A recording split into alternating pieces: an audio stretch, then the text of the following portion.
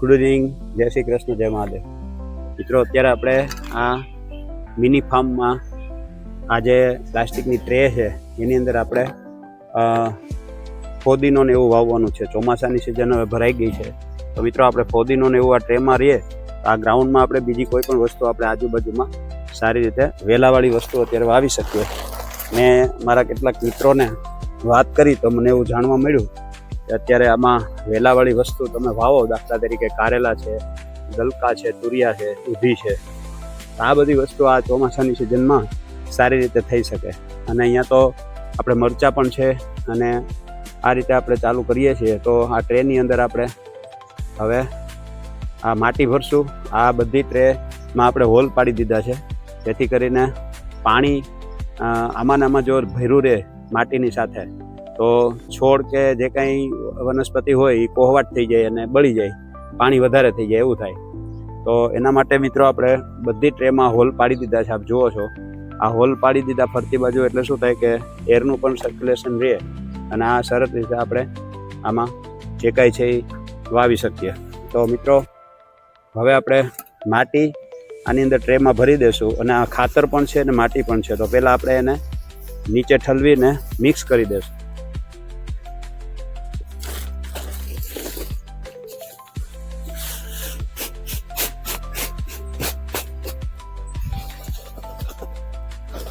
આમાં ખાતર પણ છે અને માટી પણ છે મિત્રો.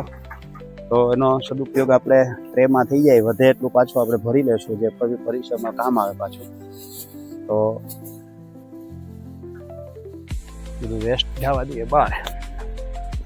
આ જે છે એ આપણે નારિયેળનો છોલ છે, આ પણ આમાં જરૂરી છે મિત્રો. તો એ પણ આપણે ઠાલવી નાખીએ છીએ અને બધું મિક્સ કરી અને પછી મિત્રો આપણે એને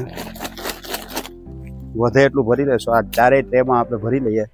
થોડીક કાળી માટી પણ આમાં રેગ્યુલર માટી નાખી દઈએ, જે વધારાની છે, પહેલેથી જ રાખેલી છે.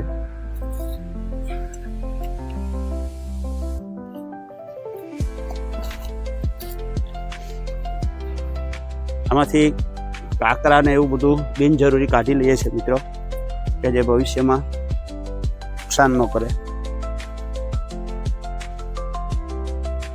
હવે આને આપણે મિક્સ કરી દઈશું સારી રીતે.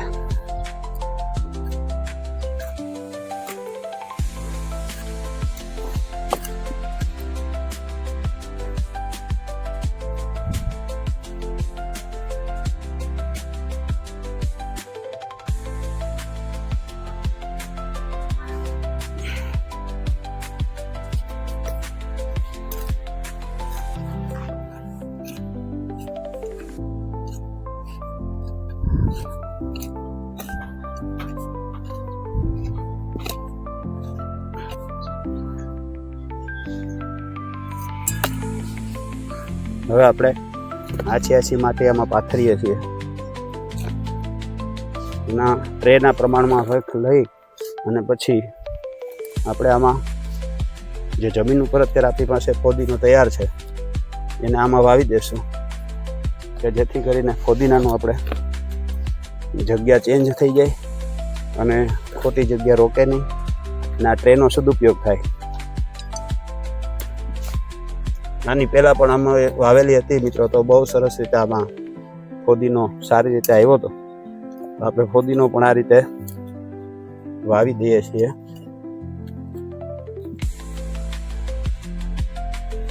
મિત્રો, આની અંદર પાણીને આપણે ફોર્સથી નાખવાનું નથી. ભલે આપણે એના ફોદીનાના રોપ નાખીએ છીએ, તેમ છતાં પણ આ દબાઈ ન જાય એ રીતે પોલું જ નાખવાનું છે.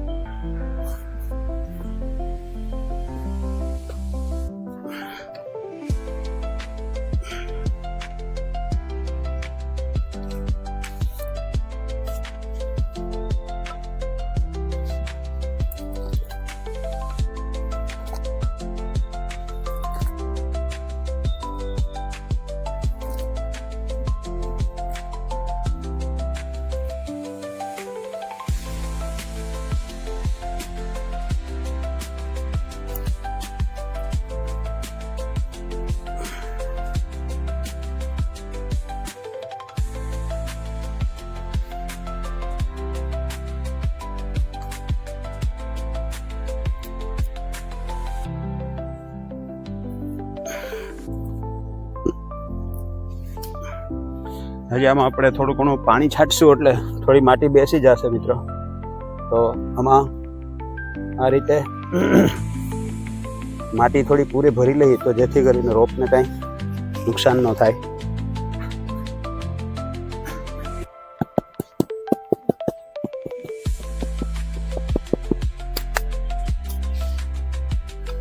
અને બાકીની માટી આપણે પાછી બેગમાં ભરી લેશું. ખાતર પણ છે અને એમાં ઓર્ગેનિક ખાતર, છાણિયું ખાતર, કાળી માટી બધું મિક્સમાં છે. તો આને આપણે ભરી અને સાચવી લઈશું.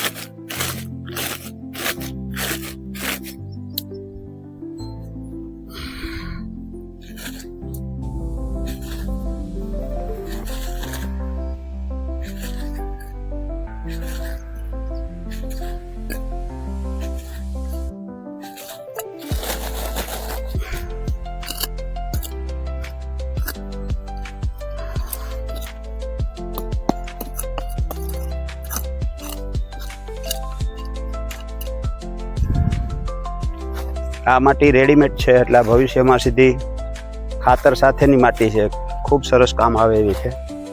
એટલે આપણે આને સાચવી લઈએ છીએ.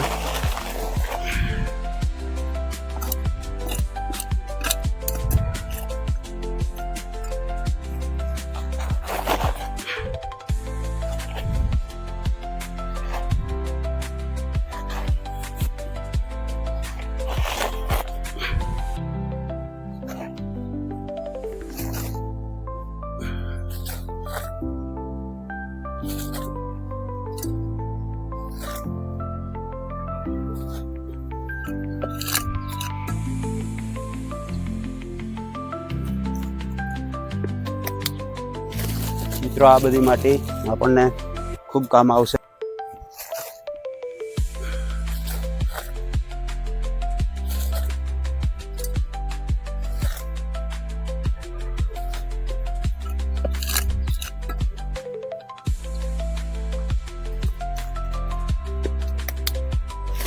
મિત્રો આ બધી માટી આપણને ખૂબ કામ આવશે. અત્યારે ડબલ પેકિંગમાં રાખીએ છીએ જેથી કરીને ઢોળાઈ ન જાય કે પેકિંગ તૂટે તો વાંધો ન આવે. ડબલ બેગ કરીએ છીએ.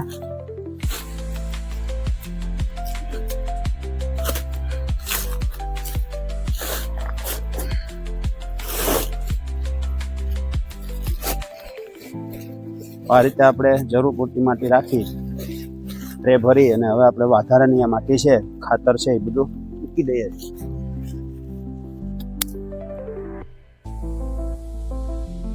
હવે મિત્રો આપણે જે ફોદીનો છે એ કાઢીએ છીએ મૂળ સાથે. આ બધો ફોદીનો આમાં લાગી જશે. શક્ય હોય ત્યાં સુધી મૂળ છે, મૂળ સાથે જ આવી જશે. પાણી પાયેલું છે એટલે પોચી જમીન છે એટલે વાંધો નહીં આવે, નીકળી જ જાય છે, વાંધો નથી. મિત્રો આપણને આ જગ્યા મળે છે અને સારી રીતે આપણે આ વાવી શકીશું. આમાં ફોદીનાનું પ્રમાણ ઘણું સારું છે. અમે તો થોડો વાવ્યો હતો પણ ઘણો બધો થઈ ગયો છે અત્યારે. તો આ વસ્તુ ફેલાય એવી વસ્તુ છે એની જાતે.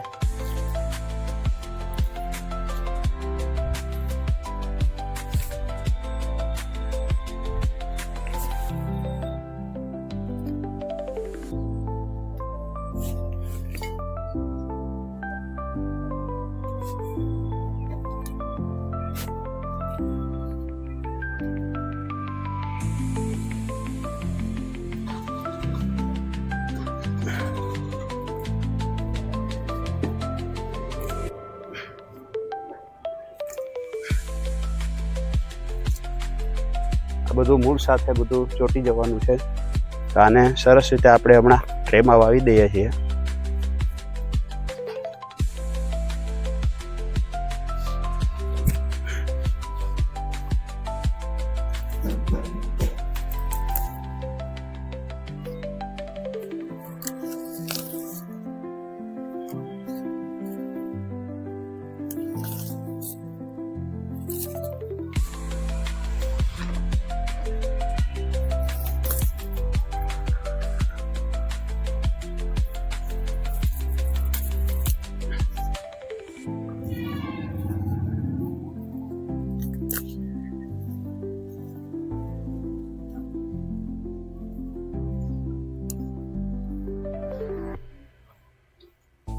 આ રીતે આપણે ફોદીનો પણ તૈયાર થઈ જાય છે.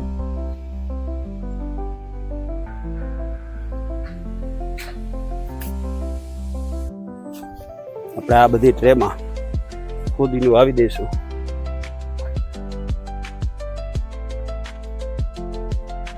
રીતે આ બધું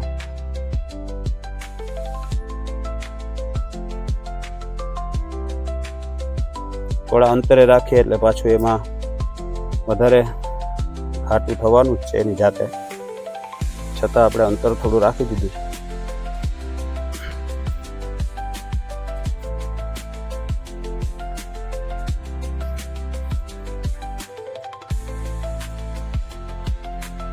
આમાં ફોદીનાને તો થોડું ઉપર હોય તો પણ વાંધો નથી આવતો, પકડી લે છે મૂળ એના અને સરસ રીતે ઉગી જાય છે.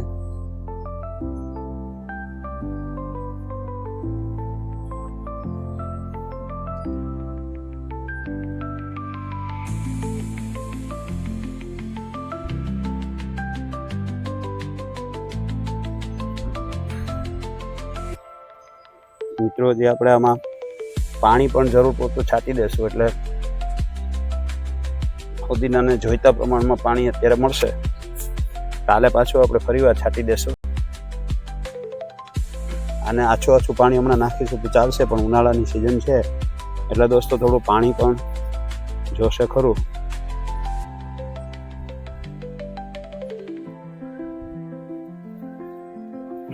ફોદીનાને ત્રાંસા પણ વાવી શકાય છે એટલે આમાં સરસ રિઝલ્ટ મળે છે. આ ફોદીનો 2-4 ડાળખા નાખવાથી પણ વધુ વિસ્તૃત થઈ જાય છે. તો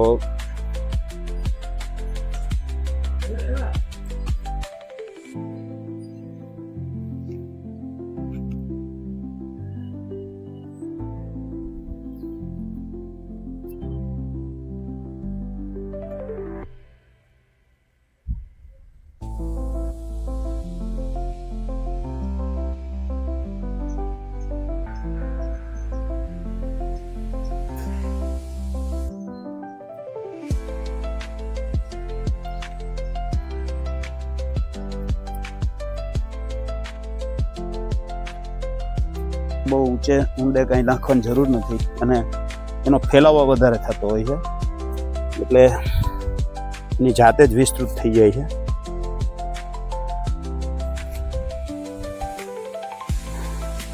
પાઈ દઈએ છીએ.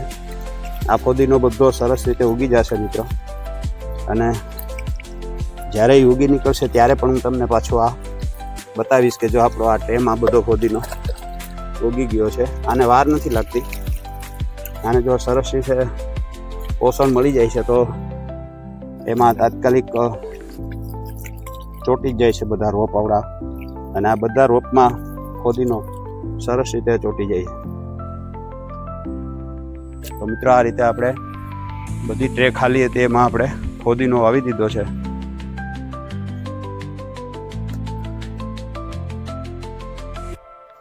હવે પછીના વિડીયોમાં દૂધી પણ વાવવાની છે, કારેલા વાવવાના છે. તો હાલમાં આપણી પાસે જે આ શેરડી છે, આ જે કંઈ આપણી પાસે ફોદીનો ને બધું હજી જમીનમાં છે, આ બધું આપણે ફોદીનો બધો કાઢી લઈએ તો ગ્રાઉન્ડ ખાલી થાય તો એની અંદર આપણે બીજું કંઈક વાવી શકીએ. આ શેરડી પણ હવે ઘણી મોટી થઈ ગઈ છે. તો અહીંયા મરચીમાં પણ પાછા આપ જુઓ ફૂલ આવી ગયા છે, અને હમણાં મરચાં પણ ઉતરેલા હતા. તો ઉનાળાની સિઝન છે એટલે થોડો ઓછો ફાલ આવે છે. આ આપણે પાલકની ભાજી છે, આ પણ પાલકની ભાજી છે. અહીંયા વેલ છે, આ પણ પાલકની ભાજી છે, અને આ આપણે જે કહેવાય મની વેલ છે. તો આ રીતે આપણે અહીંયા તુરિયાના વેલા છે, તો એમાં પણ અત્યારે ફૂલ બેસી ગયા છે. તો હવે આપણે આગળનો વિડીયો ફરીવાર બતાવીએ. ત્યાં સુધી આપ સર્વેને જગદીશ ભટ્ટના જય શ્રી કૃષ્ણ, જય મહાદેવ. મારો વિડીયો આખો જોજો, પૂરેપૂરો જોજો, લાઇક કરજો, શેર કરજો, સબસ્ક્રાઈબ કરજો, અને કાયમ માટે પૂરેપૂરો વિડીયો જોતા રહેજો. હવે આપણે ફરી મળીએ. ત્યાં સુધી બધાને જય શ્રી કૃષ્ણ, જય